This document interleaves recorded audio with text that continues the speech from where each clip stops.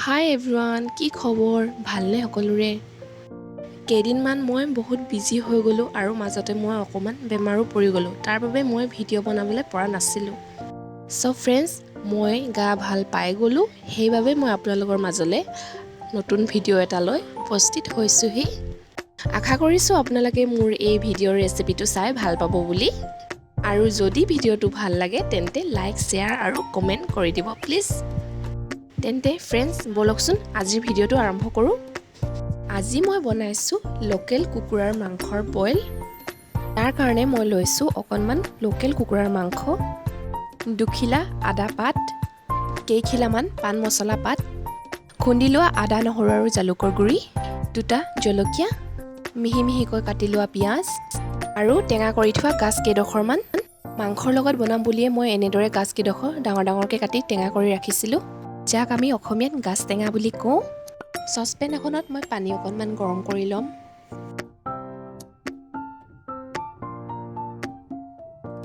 পানীখিনি মোৰ বইল হৈ যোৱাত মই তাতে দি দিম পিঁয়াজ আৰু দিম খুন্দি লোৱা আদা, নহৰু আৰু জালুকৰ গুড়ি, জলকীয়া। তাৰ পাছতে দিম মাংসখিনি। মই ইয়াতে ব্যৱহাৰ কৰিছোঁ লোকেল কুকুৰাৰ মাংস। আপোনালোকে যদি বিচাৰে তেন্তে ব্ৰইলাৰৰ মাংসও ব্যৱহাৰ কৰিব পাৰে।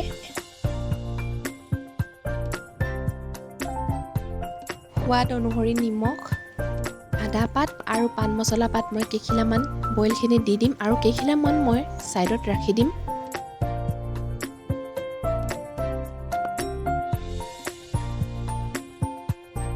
আৰু এইখিনি ভালদৰে সিজিবলৈ বাবে ঢাকনিখন মই লগাই দিম।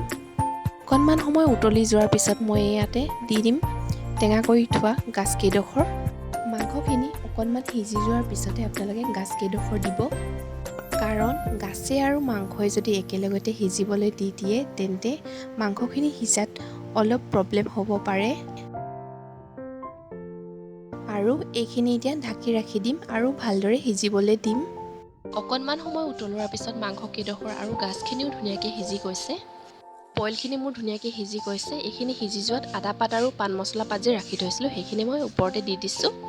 এয়া মোৰ আজি গাছৰ সৈতে বনোৱা লোকেল কুকুৰাৰ মাংস ৰেডি হৈ গ'ল।